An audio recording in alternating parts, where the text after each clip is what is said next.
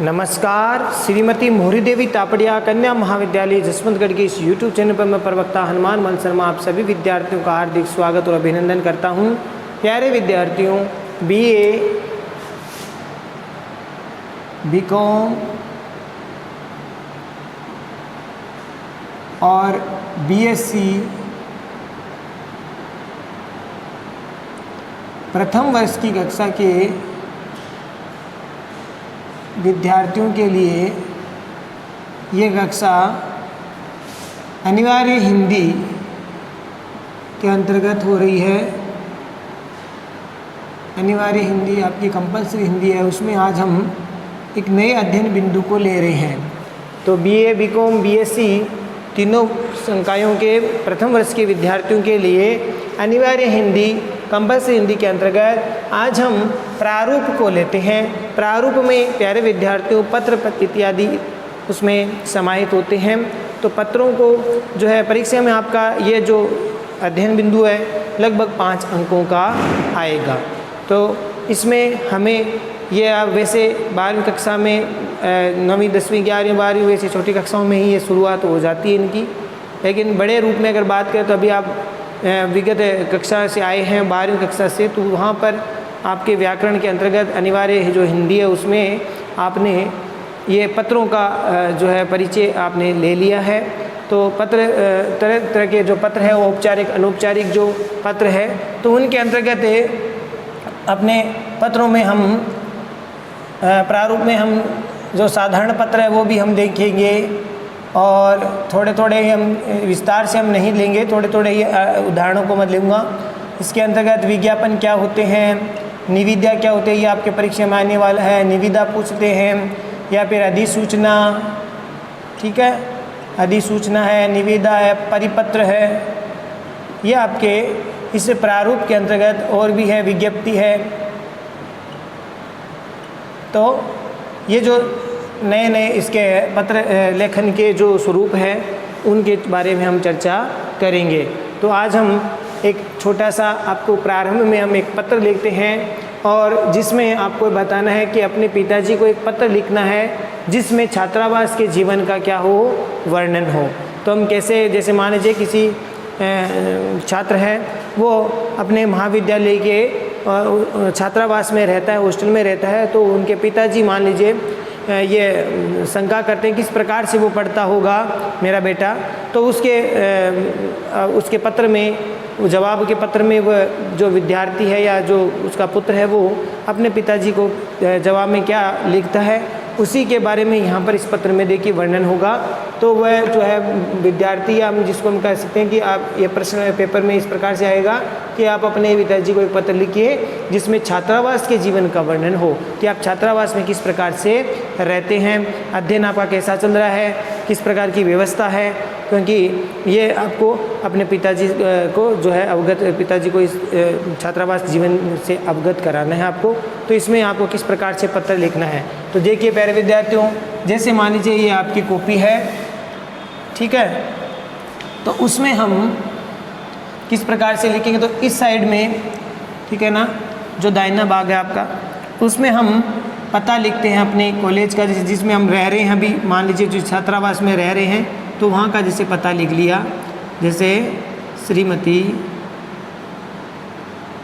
जो है मोहरी देवी तापड़िया कन्या महाविद्यालय जसवंतगढ़, ठीक है, जसवंतगढ़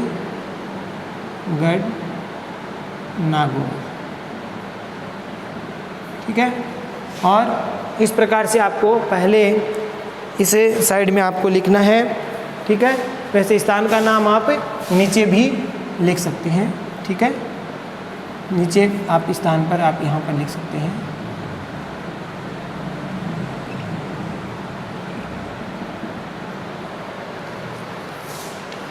और बाद में आपको यहाँ पर अगली पंक्ति में दिनांक लगा देंगे आप, ठीक है। जैसे मान लीजिए आज 19 मार्च है तो 19 मार्च 2021। तो इस प्रकार से आपको लिखना है। आगे आपको लिखना है प्यारे विद्यार्थियों, अपने पिताजी को जो है आपको अभिवादन लिखना है। ये आदरणीय, आदरणीय इस साइड में आपको लिखना है आदरणीय पिताजी। इसकी जगह आप क्या लिख सकते हो, पूज्य पिताजी भी लिख सकते हो, और क्या लिख सकते हो, पूजनीय पिताजी भी लिख सकते हो। ठीक है, तो ये आप तीनों में से कोई सा भी यहाँ पे लिख सकते हैं, आदरणीय पिताजी या फिर पूज्य पिताजी या फिर पूजनीय पिताजी, इनमें से आपको एक ही लिखना है। ठीक है, तो आप कोई सा भी स्वरूप लिख सकते हैं। वैसे आप पत्र सीखे हुए हो। और बाद में अभिवादन लिखते हैं, सादर चरण स्पर्श। ठीक है, इस प्रकार से आप ये लिख सकते हो, सादर चरण स्पर्श या सादर प्रणाम, इस प्रकार से आप इसमें लिखेंगे। ठीक है, आशा करता हूँ आपको समझ में आ गया होगा। 3 पंक्तियाँ ऊपर इस दिशा में आप लिखना है। ठीक है, छात्रावास का आपको पता हो गया, स्थान का नाम हो गया और दिनांक हो गई। इसके ठीक नीचे एक वाली पंक्ति में यहाँ आप लिखोगे आदरणीय पिताजी या फिर पूज्य पिताजी या पूजनीय पिताजी, फिर उसको उनका अभिवादन करेंगे, सादर चरण स्पर्श या फिर पूज्य पिताजी को आप क्या लिख सकते हैं, सादर प्रणाम। ठीक है, इसमें आपको लिखना है आपका सस्नेह, आपका सस्नेह पत्र मिला, आपका सस्नेह पत्र मिला। मैं यहाँ आनंदपूर्वक हूँ, मैं यहाँ आनंदपूर्वक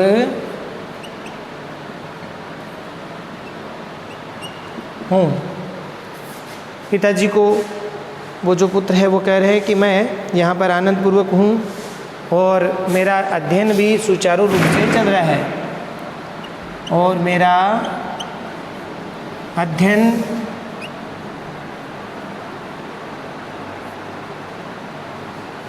सुचारू रूप से चल रहा है। और क्या लिख रहा है पिताजी को कि आपका स्नेह पत्र मिला, आपका स्नेह भरा पत्र मिला, ऐसे लिख सकते हैं। मैं यहाँ आनंदपूर्वक हूँ और मेरा अध्ययन सुचारू रूप से चल रहा है। ठीक है, और क्या लिखना है, और वह अपने हॉस्टल में जो उनके मित्र हैं उनके बारे में लिख सकते हैं, मेरे यहाँ पर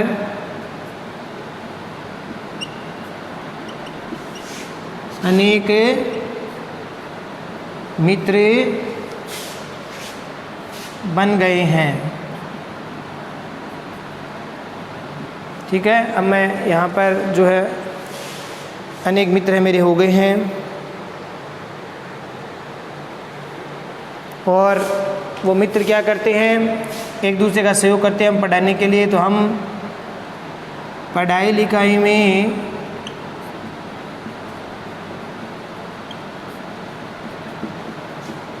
एक दूसरे का सहयोग करते हैं।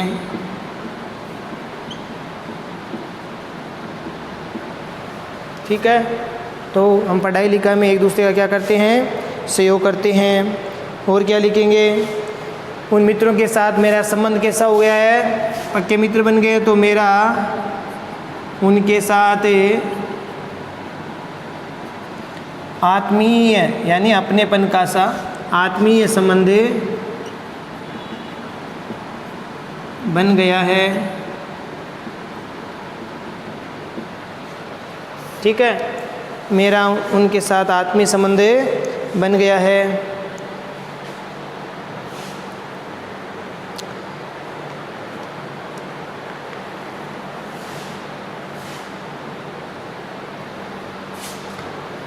आगे लिख रहा है कि छात्रावास का जीवन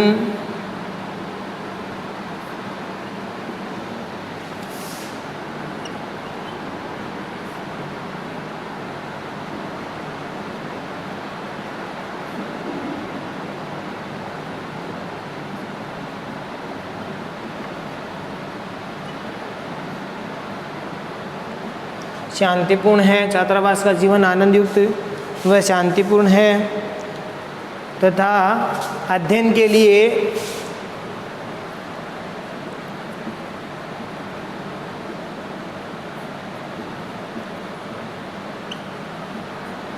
उचित है। अध्ययन के लिए क्या है, उचित है। पढ़ने लिखने के लिए यहाँ कोई दिक्कत नहीं है, हमारी परेशानी नहीं है कोई प्रकार की। तो वो पिताजी को लिख रहा है। आगे यहाँ आपको लिखनी है छात्रावास की दिनचर्या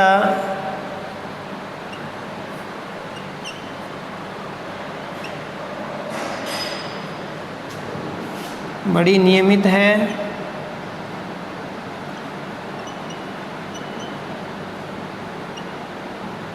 नियमित दिनचर्या हमारी छात्रावास की। तो नियमित दिनचर्या होगी तो क्या होगा, समय नष्ट करने का अवसर नहीं मिलेगा। समय नष्ट करने का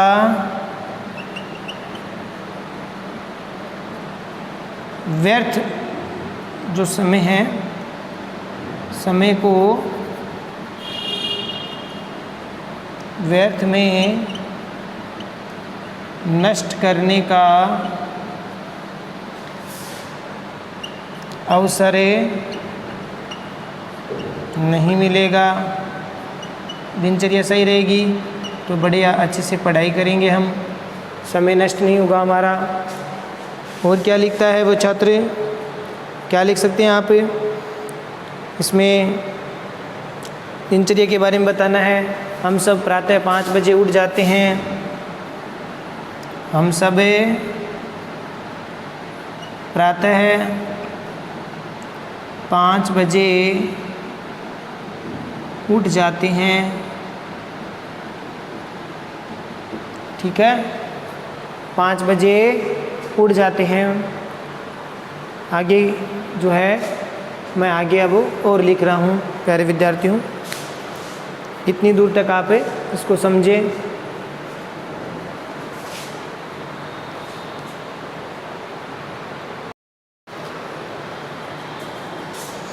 तो 5 बजे हम उठ जाते हैं। आगे क्या दिनचर्या हमारी, उसके पश्चात आगे यहाँ से लिख रहा हूँ मैं, उसके पश्चात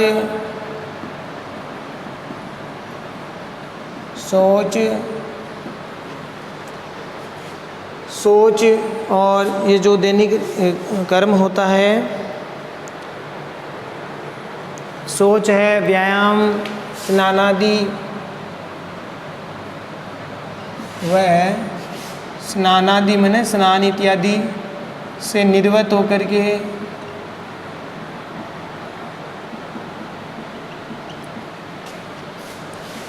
प्रार्थना सभा में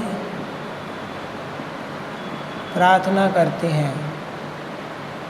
प्रार्थना, संध्या वंदन इत्यादि करते हैं।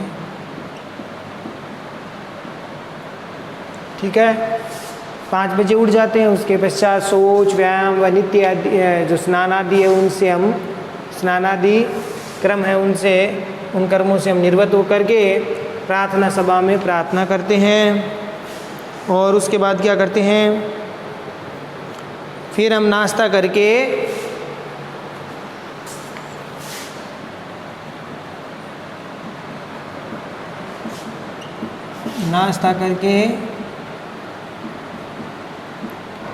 अपने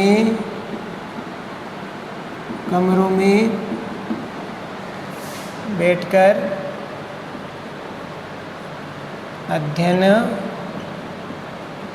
करते हैं। अध्ययन करते हैं, फिर हम सब नाश्ता करते हैं। नाश्ता करके अपने कमरों में बैठ कर के अध्ययन करते हैं और स्वाध्याय करते हैं। और भोजन भी हम ठीक समय पर मिलता है और अच्छा मिलता है, ये भी आप लिख सकते हैं। हमें भोजन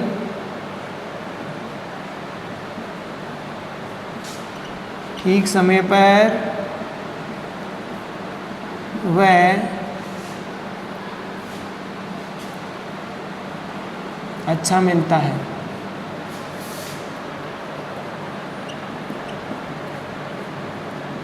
अच्छा भोजन हमें मिलता है, ठीक समय पर मिलता है, ये आप लिख सकते हैं।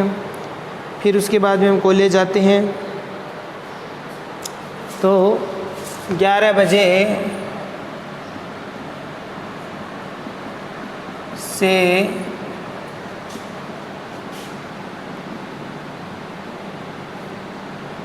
महाविद्यालय में अध्यापन कार्य शुरू हो जाता है।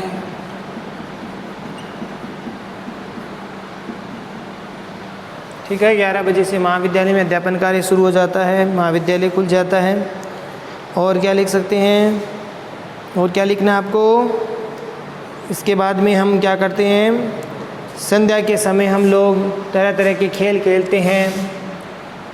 कॉलेज से आने के बाद संध्या के समय, शाम के समय, संध्या के समय तरह तरह के खेल खेलते हैं, जिनमें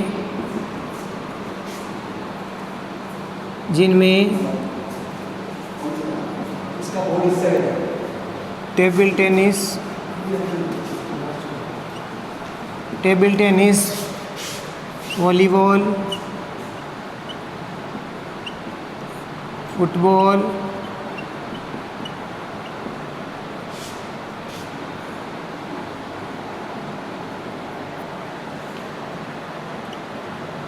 बैडमिंटन,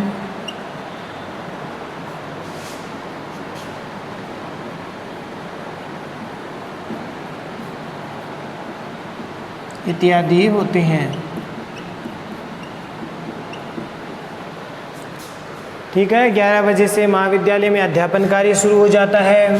संध्या के समय तरह तरह के खेल खेलते हैं, जिनमें टेबल टेनिस है, वॉलीबॉल है, फुटबॉल है, बैडमिंटन है, क्रिकेट इत्यादि खेल है वो होते हैं। ठीक है, क्रिकेट इत्यादि खेल है वो, यहाँ आप लिख सकते हो, खेल होते हैं।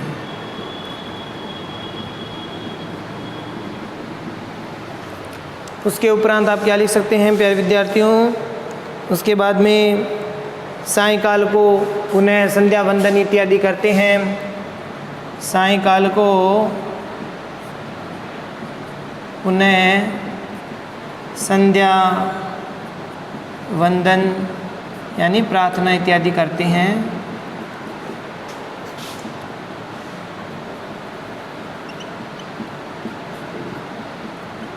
ठीक है, सायंकाल को पुनः संध्या वंदन, प्रार्थना इत्यादि करते हैं। और उसके बाद भोजन करके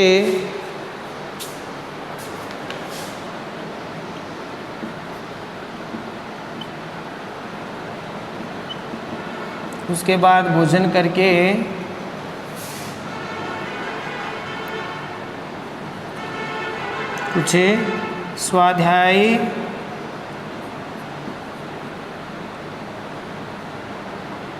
करने के उपरांत हम सब 10 बजे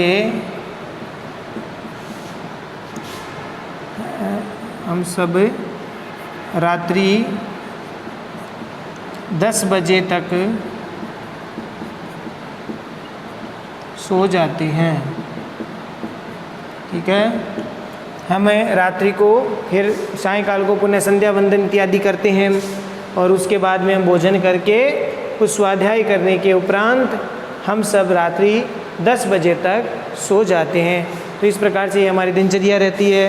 तो वह अपने पिताजी को बता रहे हैं। फिर वो क्या कहते हैं कि भाई हम ये भी लिख सकते हैं कि पिताजी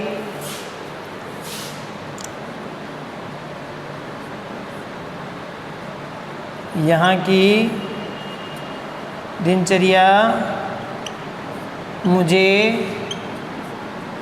बहुत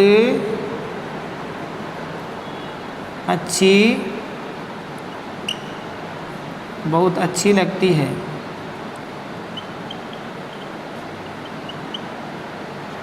यहाँ की दिनचर्या मुझे बहुत अच्छी लगती है।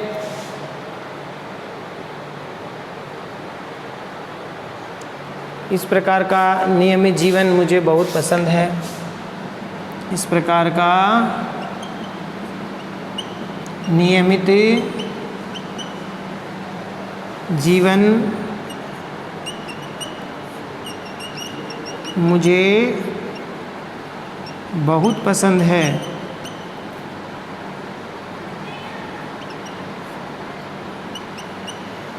तो मुझे यहाँ का इस प्रकार का नियमित जीवन है मुझे बहुत पसंद है, मुझे बहुत अच्छा लगता है। और मैं यहाँ की व्यवस्था या फिर यहाँ के वातावरण को पूरी तरह से संतुष्ट हूँ और पढ़ाई में खूब परिश्रम भी कर रहा हूँ। तो मैं यहाँ के वातावरण व व्यवस्था से सर्वथा संतुष्ट हूँ, मुझे बहुत अच्छा लगता है। यहाँ की व्यवस्था को देख करके, यहाँ के वातावरण को देख करके मैं सर्वथा संतुष्ट हूँ और खूब मन लगाकर या परिश्रम पूर्वक पढ़ता हूँ। ठीक है, इस प्रकार से ये पत्र आपको लिखना है। पिताजी को अपने छात्रावास जीवन के बारे में बताना है। अंत में आप लिख सकते हो कि पूजनीय,